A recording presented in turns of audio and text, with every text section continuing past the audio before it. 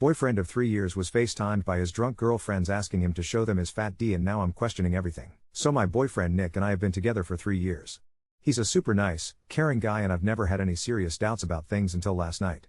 As the title says, last night, while he was with me at my place, he got a FaceTime call from his friend M. M has known him a lot longer than I have, they grew up together, so I have always respected their friendship. I've also met M many times and she was always super nice to me and super fun, and we follow each other on social media. I've never had any reason to dislike her, or disapprove of their friendship, so in all honesty her FaceTiming my BF somewhat late at night didn't raise any immediate alarm bells. However, before he answered he warned me that M was on a beach trip with a few other girlfriends.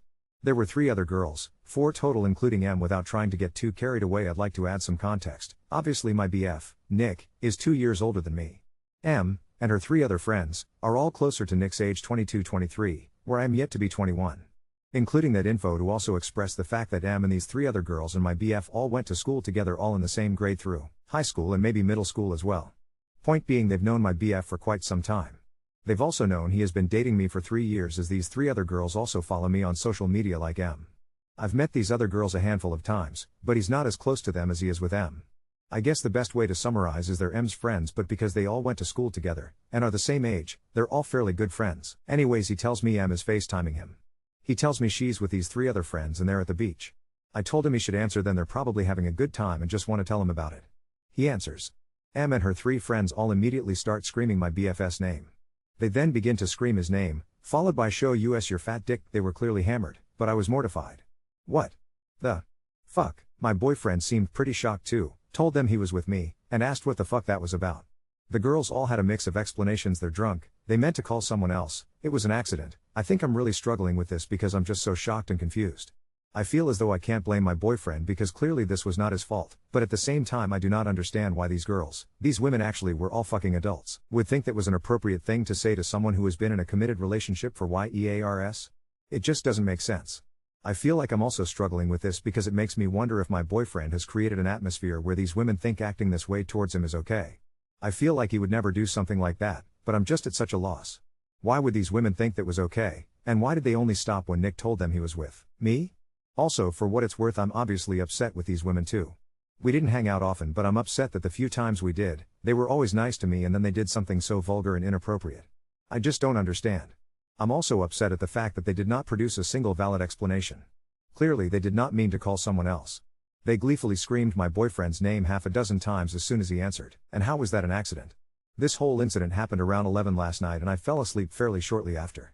When me and Nick woke up this morning we talked about it briefly and then he left for work. M texted him and said something along the lines of, "Nick, you're being weird, we were just really drunk. Tell Op we're sorry they were hammered." That was obvious. I still just don't understand why they did it. I've been inebriated and never have I FaceTimed someone's boyfriend of several years and asked them to show me their penis. It just doesn't add up. Nor does it really add up that M said Nick was being weird. How was he acting odd? I think WTF? Was a pretty standard response to that sort of thing unless they're used to him acting a different way? I just do not understand. The only person I've talked to about this was my best friend. She knows Nick well, only through me though, so maybe there is some bias, and thinks that these women were probably just wasted. She said she agrees that while she and I would never do something like that under the influence, some women will. I suppose she could be right, but again I have a hard time making peace with that simply because I would never do that and these women are all 2 to 3 years older than me. I suppose I just can't understand why older women would have such a lower level of maturity. I'm sorry for the long post/rant, but I'm pretty upset and confused. I would love to just be able to shake this off, but it really shocked me to my core. I just keep hearing all 4 of their voices and the choirs of "show us your fat D" and I can't get over it. What the fuck was that? Update 1. I talked to Nick, I explained to him exactly why this whole situation made me so uncomfortable, tie for all the kind redditors who simply suggested doing that. I also expressed to him that their lack of an explanation made me all the more uncomfortable. He said he understood exactly where I was coming from and we seemed to get a better understanding of each other after the talk. He told me that M had apologized more throughout the next day. She had said that her and her friends were beyond smashed and they thought it would be a funny thing to do to FaceTime all their guy friends and ask to see. Well, you know. So to those of you in the comments who suggested Nick was not the only one who got this call, you are correct. She also went on to explain that because they were so wasted, they didn't realize how awkward it was until Nick said Op is right here. Additionally, their mix of "it was an accident and we meant to call someone else" explanations sort of makes sense now when you consider just how drunk they were and the fact that they were in fact calling several other dudes the night. M also offered to call me directly and further apologize. All the contact her and my BF had throughout this conversation was him texting her and he showed me afterwards. I didn't really think that was necessary. I did not want to draw this situation out more than it already had gone on. I feel as though she's sorry enough, and she does not have my number anyways, for those who are probably going to say she should have called anyways. At this point I kinda just wanted to be over the whole mess. I did however ask my BF if he and M, or any of her friends, had any sort of relations prior to meeting me. He said no and I believe him. Full disclaimer, I never thought I would be posting this on Reddit, but I met my BF when he was 19 and he was not very experienced with women.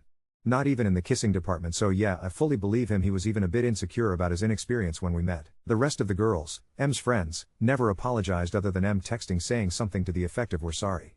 Because I don't know them that well, and because they probably just feel super uncomfortable about all of this, I'm not going to ask for an apology. I will however think of them slightly differently, and probably prefer my BF not go to any parties/social functions they might be at. No hard feelings, it's just the whole incident paired with them not really holding themselves accountable, unlike M, kinda rubs me the wrong way. I will say that because they did not make the call, they probably hold themselves to be less guilty than M, which is fair, but I can't help but feel like if I were in the situation I would still reach out to apologize for the boundaries crossed. Oh well. For those of you who kindly suggested Nick may be cheating with M, I highly doubt it. I have been cheated on once before. Perhaps I should have included that in the original post, as it might have added more context to why this made me so upset. Anyways, I've been cheated on before and I do not see any of the signs in Nick. I also think he would have to be pretty skilled if he were doing this, as M has been living in college for the past few years, hours away from us, and Nick and I have been together almost 24/7 the past few months because COVID is still so bad in our country, and above all else I trust Nick. I do not think he would do this. And finally, to answer the question everyone has been dying to know, yes. My boyfriend is particularly well endowed. I don't know that I'd call it a soup can as someone kindly suggested in the comments on my other post, but yeah. It's fat. So their request to see his fat D/CK made me all the more uncomfortable. Update 2. I thought we'd all quietly move on and file it away under gross drunk antics, and then lunch today happened. A girl I vaguely know from their grade, we follow each other but don't talk, DM'd me a screen recording from one of the other girls' private Snap story. It was a white Canva-looking template titled Beach Bingo with stupid little seashells and pink lettering, and each square was a dare. One square literally said "FaceTime Nick" and asked to see his fat D.K., and it had a green check mark on it. Underneath someone had typed +2 if GF is there with the crying laughing emoji. The video kept playing and it was the screen recording of their call to Nick. You can hear their voices, the chanting, you can hear him say my name, you can hear me go hi, I'm right here in the background, and they all shriek like they got bonus points. My stomach fell to the center of the earth. So it wasn't random drunk nonsense. I was a square on a board. They had sat down and typed his full first name into a little pastel box. I showed Nick as soon as he got home. He watched the clip once, didn't say anything, watched it again with his jaw set, and then called M on speaker. She picked up and he was calm, but you could hear that tight voice he gets when he's furious, and he said, "There's a video of the call on, friends, Snap with a bingo card." Why is there a bingo card? M sounded horrified. Like actual horrified, not fake. She said that was S's idea, one of the other girls, that she didn't know S posted the call, that she'd already told them they were out of pocket but didn't realize it made it to a story. Nick asked her to have it taken down immediately and to make sure it wasn't saved anywhere. M said she would, apologized to both of us, and hung up to call them. 10 minutes later, the story was down and S texted Nick a half-assed apology that started with "lol I'm so embarrassed" and ended with "we didn't think you'd actually answer." So that's what we're working with. Then it got even weirder. Another one of the girls, not M, texted Nick separately and wrote, "You used to think our jokes were funny, now you're acting brand new." He showed me and just replied, "It wasn't a joke. Don't contact me again." He blocked her. He also told M he's taking a big step back and he doesn't want to be in any situation where alcohol plus that friend group is involved, and if M wants to talk, it needs to be during the day and respectful, period. Watching him shut it down without me prompting him made me feel 1,000 pounds lighter. M asked to meet the next day to apologize in person to both of us, and we did because I wanted to look her in the eyes and judge for myself. We sat in a coffee shop at noon. M looked wrecked. She said she'd confronted them, and S admitted she made the bingo board before they even got to the beach because there was a rumor from high school about Nick and she thought it would be funny to finally test it. M also told us, and this was new, that S used to have a crush on Nick's senior year, like full-on pining, and apparently S still brings him up sometimes when they all get nostalgic. I felt my face go hot. M said she took responsibility for not shutting any of it down, for not thinking beyond "we're drunk and it's dumb," and for letting it be content. She apologized to me directly without excuses and asked if I wanted S to text me. I told her I didn't need a text from someone who thought I should be a multiplier on their little game. I'm not a bonus level. M nodded and didn't argue. She asked if we could still be friends. Nick told her he cared about her but his boundaries were different now and he needs space to make sure this never happens again. She accepted that, cried a little, and left. We had one more run-in I didn't plan on. Nick's friend had a birthday thing at a bar that night and we went because it wasn't M's group and we wanted normal. Halfway through, S and one of the other girls walked in with mutuals. I swear the universe does improv. They were across the room but S clocked us instantly. I could see her and her friend whispering and looking over. At one point she made her way toward us like she was going to clear the air while holding a vodka soda. Nick saw her coming, stepped in front of me and said, loud enough for her and her friend to hear, "Do not speak to us." She froze. He added, "You posted my girlfriend's name on a dare board. We're done." The whole corner of the bar went church quiet. S made a face, muttered wow, and pivoted back to wherever she came from. I didn't realize I'd been holding my breath until that moment. My hands actually shook and then felt fine. It was like my body finally got the memo that he had us. After that, the only communication was M texting later that night to say she'd told S and the others not to contact Nick again and that she was sorry it bled into our night. I appreciated that, and I'm not interested in policing M forever or playing hall monitor for a group of adults. But I can't unsee the bingo board with his name in a box, my existence as a bonus point, and a recorded call of my boyfriend being a party trick. The entire thing said a lot more about that group's dynamic than it did about Nick's, and I think that was what I needed to see, unfortunately. We went home, curled up on the couch, and watched dumb TV until we fell asleep. For the first time since this started, my brain was quiet. Boundaries are in place. The dare board got deleted. And if anyone else tries to make my boyfriend into a square on a game, they're going to find out very quickly it's not fun when the prize is consequences. Update 3. I honestly thought the bar scene was the finale and we'd roll credits. The universe ordered a director's cut. At lunch the next day, a guy from their grade I barely know sent me a screen recording with, "You should see this." It was their Airbnb kitchen before they ever called Nick. S is holding a laptop and a white claw, dragging little text boxes around that same pink seashell bingo board. You can hear music, someone laughing, one of the girls saying, "Do the Nick one," and S typing it out. Then she says, very clearly, "I'm adding +2 if his girlfriend is there, I want to see her face." There was no "we were just drunk" blur. It was deliberate. It was me as a square and my reaction as a prize. I played it twice. My hands did the cold numb thing again and then came back prickly. I sent it to Nick. He didn't blow up. He didn't even swear. He sat down at my kitchen table like he was clocking in for a job he didn't want and said, "Okay. We're done being nice," and called his cousin who's in law school.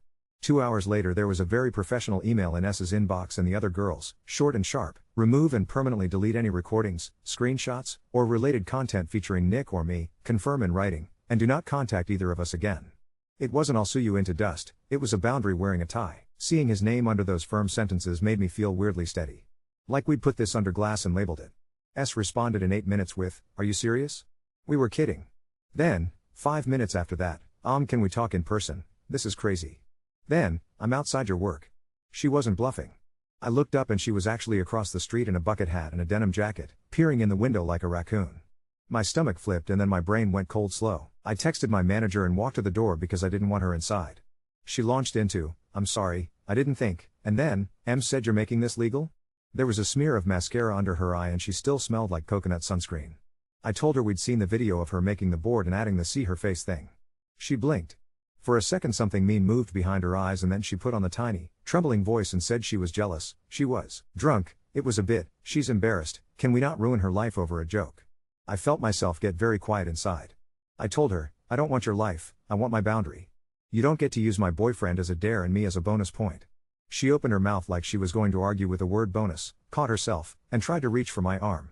I stepped back and said, "You need to leave. Do not come here again." My manager was already moving and S went, cheeks red, muttering wow like we were the ones being rude. That night M texted me a screenshot of a group chat I didn't ask to be in where she was telling S and the other 2 girls she'd filed a standards complaint with her chapter because S had posted content that was sexual and targeted and she didn't want it attached to her name. I didn't know sororities could be grown-ups, but apparently they can for 30 minutes at a time. M included that she was taking a break from the whole friend group, and for once there were no laughing emojis underneath. It made me sad for her in a way I hadn't expected. She built a house with those girls and then found out the floor was paper mache. S tried one more angle the next morning, a 2-minute voice memo that started with "I'm literally shaking," dipped into "I've liked Nick since high school and you don't get it," and then ended with, "I only posted it because we needed proof, for points and I didn't think people would care." It was almost impressive, the way she managed to admit the worst part without realizing that was the worst part. We didn't respond. We did one more thing I thought was performative until it wasn't. We filed an incident report with the non-emergency line. Not throw her in jail, not even close. We wanted a paper trail and something official behind our "do not contact us." The officer on the phone wasn't dismissive or weird. He explained that if S showed up again or kept posting, the existing report would matter, and that recording and distributing a call like that can cross into harassment depending on state. He didn't promise the moon. He just put a file number in the world with our names on it and I slept better because of it. 2 days later M asked to meet again and we did, at the same coffee place, because maybe I'm a glutton for cinnamon syrup and closure. She looked both relieved and wrecked. She told us S's chapter had put her on social probation and made her write a formal apology to the people named in the board, and that S was furious because it was just a stupid card. M also told me she'd gotten into a screaming match with S after S said the quiet part loud, that she did the bonus if GF is there because she wanted to see me knocked off my little nice girl pedestal. I don't even know if I have a pedestal. I have a tiny apartment with a wobbly nightstand and a cat lamp. I think that was the first time I felt something like pity, which was strange, and then it was gone because pity is a luxury I don't owe her. We were at a farmer's market on Saturday morning, our version of church, when Nick's phone buzzed with an unknown number. It was a detective doing a courtesy follow-up off the report because S had called the station, panicked about a legal thing over a joke, and the detective wanted our side and to confirm our no contact. He said he'd made it very clear to her that posting people as part of a sexual dare wasn't a prank, and she was to delete anything in her cloud or friend chats and keep her distance.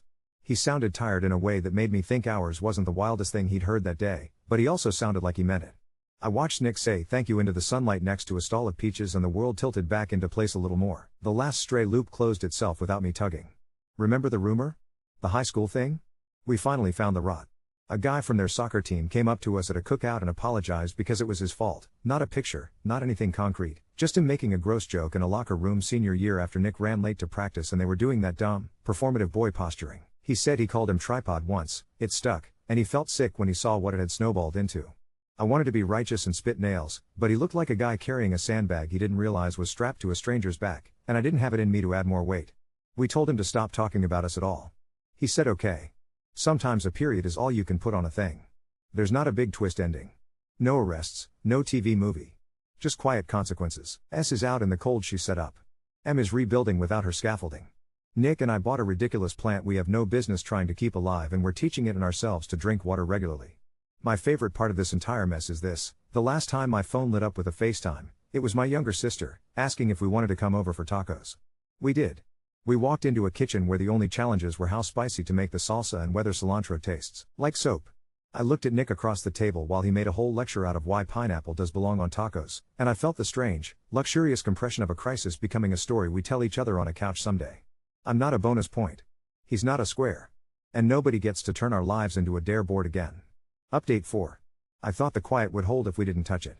The quiet apparently has a sense of humor and a cousin with a printer. A thick manila envelope showed up in our mailbox with my name misspelled in beautiful cursive, like a wedding invitation if the bride was consequences. Inside was a 3-page notice of intent with clip art scales of justice at the top and S's last name in bold. It demanded we retract all defamatory statements and cease threatening contact, and threatened further action if we didn't apologize to S for the emotional distress and reputational harm we'd caused. There was a notary stamp from a UPS store in a strip mall I recognized.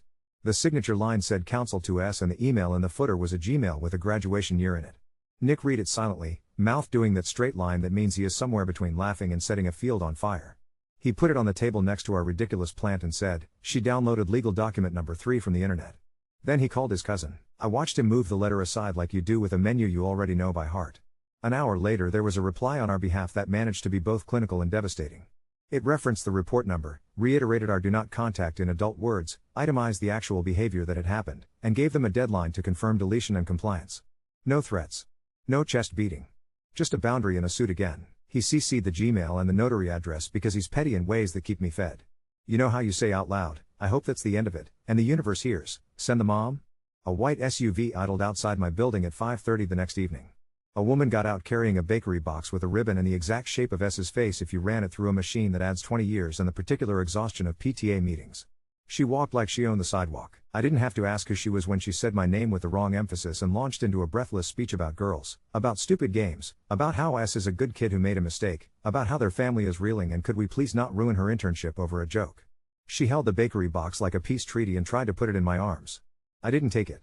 The ribbon looked heavy. Nick came down the steps like someone had rung an internal alarm. He stood beside me so we were level and said, "Ma'am, we've made our boundaries clear. You need to leave." She tried to vault it. There were tears, and a little dig about fragile masculinity, and a line so well rehearsed I could hear the mirrors it had bounced off. In my day we didn't call the police because someone said something on the phone. I told her, in your day you also had to ask the operator to connect you first. It popped out of my mouth like a cork. She blinked, she put the box down on the stoop and said we were cruel. On her way to the SUV she said into the air, "We will remember this." I almost said, "So will we," but the door was already closing. We brought the box upstairs and put it straight into the trash because I have seen enough crime shows to know better than to eat an apology cake. It was lemon. I smelled it for half a second and shut the lid like I was closing a tiny, cheerful coffin. The next twist came from a direction I didn't predict. Someone posted a screenshot to the local campus T page, blurry names, the seashell edge is unmistakable, and captioned it with something waxy like why are girls so weird to each other? It would have stayed vague if a different someone, bless messy archivists, hadn't replied with the actual video of S labeling the board and the audio of I want to see her face. The comments multiplied like fruit flies. There were all the predictable takes and then there were the good ones. People said words like harassment. People said, why did girlfriend is there make it more fun? Someone else said, this is why some of us don't feel safe at parties with our own friends. I didn't touch any of it. I watched in that glued to your seat way you watch a small fire you didn't light. S deactivated everything before midnight. M texted that S's internship had emailed her to say her offer was on hold pending review of social media content and S had called her sobbing that she hated us and she hated woke culture and she hated herself, which made me ache in a place I didn't plan for. I stood in our kitchen with my hand on the fridge and felt the thud of a heart I recognized because I've been 20 and wrong before. I asked M to please not funnel me any more updates, but if she talked to S, to tell her we didn't want revenge. We wanted quiet. We wanted out. If that meant telling people to stop posting the board, then tell them. We can hold a boundary and still not want a bonfire. 2 mornings later the detective called again. This time it wasn't peaches and sunshine. It was his voice with a tired edge telling us S had come into the station with her mother to ask about pressing charges for defamation. He said he'd explained, again, what the words actually meant, and that the smart thing for everyone was distance. He asked if we wanted to formalize a no trespass for our building. We did. The property manager printed a notice and I signed my name in a box that made the air around our front door feel less porous. The ribbon cake would be the last drop off. M asked if we could meet one more time.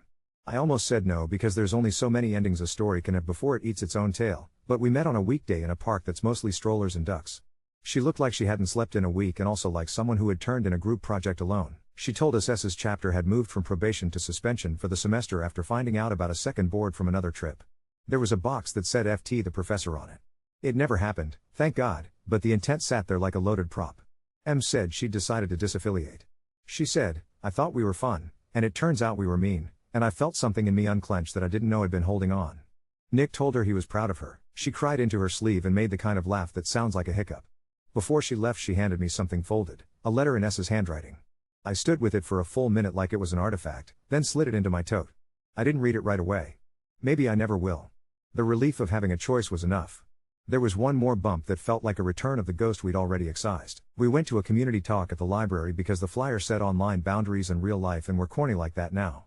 It was a gray-haired woman with a PowerPoint and a voice that could soothe a stampede. She talked about screens and impulse and what it means to be a person somebody else has to carry around after you close your laptop. At the end she said, if you've been on the other side of someone treating you like content, I'm sorry you had to learn that lesson for them. And, a man in the back clapped and then looked embarrassed about it. I slid my hand into Nick's under the table and he rubbed his thumb over my knuckle like he was erasing a pencil mark. We walked home in the early evening and the air smelled like rain put on hold. The last piece clicked into place in a way so gentle I almost didn't notice it was the final click. The soccer guy, the one who confessed to planting tripod in the locker room, sent Nick a photo of an index card taped above the old lockers. It said, in messily printed Sharpie, we're not content. We're teammates. Cut it out. Maybe it was corny. Maybe a freshman ripped it down 5 minutes later. But for an afternoon, there was a sentence in a room that used to hold a joke and I felt the smallest, strongest version of peace. The plant on our windowsill finally decided to stop pretending to be dead. 2 new leaves unrolled like they had always intended to if given the chance. We watered it and then we watered ourselves and that was the whole point all along. Quiet isn't an accident. It's work. It's also a reward. I can hear the FaceTime ringtone in my head sometimes still, but now it's a sister asking about tacos or my mom asking if I want to borrow a blender. I do. I want to blend things. I want to make them soft and edible and mine. No boards. No squares. Just choices. Update 5. I thought maybe the last thread had finally been tied off. Then my inbox got a very polite email with a university logo and the kind of subject line that makes your stomach sit up straight. Request for participation. Office of Student Conduct / Title IX. They'd received multiple reports related to the bingo board and associated recordings, and while I'm not a student, I was named and could provide context. It wasn't dramatic. No gavel, no courtroom. Just a Zoom square at 2 in the afternoon with a woman in a soft sweater who spoke like she was carrying a glass of water and didn't want to spill it. She asked if we'd be comfortable describing what happened and if we'd share any documentation. We did. She didn't ask feelings questions. She asked facts. She said words like targeted and sexual in nature and pattern. After, she thanked us and said we didn't need to participate in any hearing if we didn't want to, a written statement would be enough. We sent our statement. I attached the screen recordings, the seashells, the +2 if GF is there. I hit send and felt that tiny lift you feel when a box gets ticked in a place you can't see. That night I remembered the letter from S that I'd stuffed in my tote like it was radioactive. It felt stupid to keep treating it like a cursed scroll. I made tea, sat on the floor, and unfolded it. The handwriting slanted hard right, like it was trying to outrun itself. It wasn't a masterpiece. It did that thing where sorry is the first and second and eighth word. Halfway down, there was something I didn't expect, a login and a password. I deleted everything off my phone, but I forgot there was still a shared album from last year. I didn't want to say it because I knew you'd be mad. Here, just take it down. Underneath was a URL that looked like it had been generated by a robot with a stutter. I typed it in with my heart knocking at my ribs and a browser warning me about mixed content like it was scolding a toddler. And there it was. A Google Drive folder titled Bingo 2023.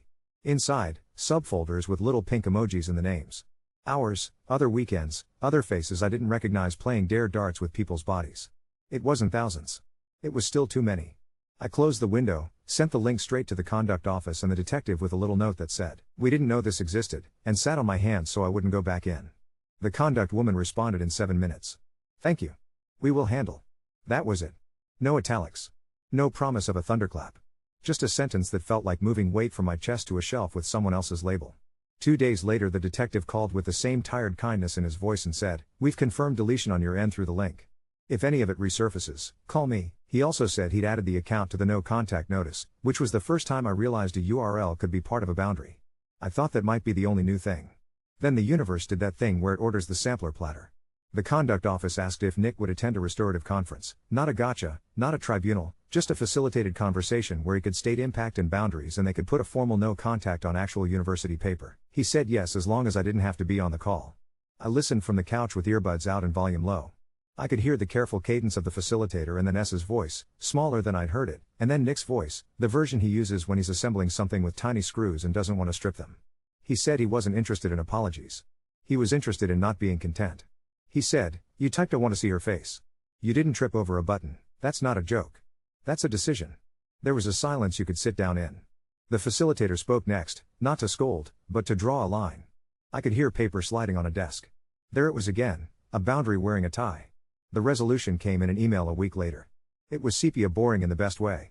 Responsible for harassment under university policy. Educational requirement. Loss of privileges. No contact, the kind of words that don't look exciting until you've been living without them. It wasn't my victory to savor. It was a little fence getting hammered into the ground somewhere I don't live. We felt brave enough to go to the beach for a day because it's summer and I refused to let seashells be owned by a Canva board. We left our phones in the glove box. We built a lopsided sandcastle and watched it slump and laugh like we'd invented collapse. We ate chicken sandwiches too fast and got mustard on our knees. On the way back to the car, a girl about my age jogged up and said, slightly breathless, "Are you, can I ask?" and then shook her head and started over. "I'm sorry. I saw the T-page thing. I just wanted to say my ex's friends did a challenge like that and no one took it seriously until it got serious. I'm glad you made it serious." She waved an awkward wave and ran back to her friends and I let the words sit on my tongue like a cough drop I didn't know I needed. The last weird echo came from a place with folding chairs and cupcakes. My mom called and said S's mom had shown up at her church women's group to ask for prayer, which is what happens when gossip wants a casserole. My mom said she'd listened, then said in her very Sunday voice that praying for people includes praying they learn. She also told her, gently, that dropping off cakes was not a sacrament and that boundaries count on Tuesdays, too. I hadn't asked my mother to swing a bat for me, but it turns out she keeps one in the trunk. Em texted us a photo the same afternoon. It was a piece of notebook paper taped to a refrigerator in a house I recognized from a dozen bad weekends. Someone had written, "Phones in the basket. Don't be mean," in blue marker and underlined it 3 times. It was both kindergarten and exactly right. She added, "I know it's corny. I don't care." I told her corn grows tall if you water it. She sent back a picture of iced coffee and a plant she named Doris. There's not a movie ending. I don't want one. The plant in our window has 4 leaves now and a 5th looking like a little rolled up secret. The no contact hasn't been tested. The drive link pinged one more time with a permission request and then the conduct office sent a clean declined, and I didn't even know you could feel relief from a Google notification until I did. We bought tickets to a concert where they lock your phones in pouches and for 2 hours I forgot I was a person who had ever been a square on a board. The singer asked us to sing along and the whole room did like it was a choir you don't have to audition for. I can still hear that old ringtone in my head if I let it. Now it sounds like my dad butt dialing me from his pocket at Home Depot to ask if I want a second cat lamp. I do not. One is chaos enough. I want other things in pairs. 2 quiet weeks. 2 emails that say resolved. 2 spoons in the sink because we both made cereal at midnight. The letter went back into the tote with a corner folded down. Not a relic. Not a bomb. Just paper. The folder is gone. The board is gone. The beach still does its endless beach thing like none of this ever happened and like it all did. We drove home with the windows down and the ridiculous plant seat belted in the back like a person you have to keep alive on purpose. Quiet isn't a miracle. It's maintenance. We are doing the maintenance. And somewhere, taped above a bulletin board, there is a sign in messy Sharpie that says exactly enough, we are not content. Cut it out.